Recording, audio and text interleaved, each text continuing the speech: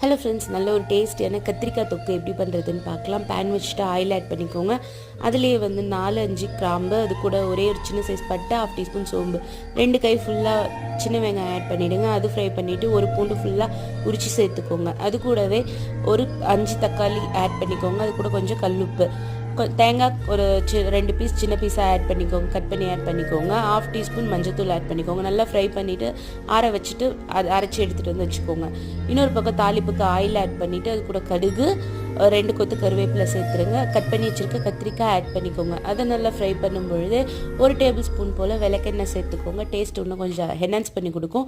அரைச்சி வச்சுருக்க பேஸ்ட்டை ஆட் பண்ணிவிட்டு அது கூட ஜாரை வாஷ் பண்ணி அந்த வாட்டரையும் அதுலேயே ஆட் பண்ணிவிடுங்க. காரத்துக்கு தகுந்த மாதிரி மிளகாத்தூள் ஆட் பண்ணிக்கோங்க. நல்லா காரமாக இருந்தால் செம்ம டேஸ்ட்டாக இருக்கும். ஓகே, அது கூட 1 டீஸ்பூன் அளவுக்கு தனியாத்தூள், ஃபைனலாக கொத்தமல்லியில் தூவிட்டு சர்வ் பண்ணோம்னா செம்ம டேஸ்ட்டாக இருக்கும். கண்டிப்பாக ஒன் டைமாவது ட்ரை பண்ணி பாருங்கள்.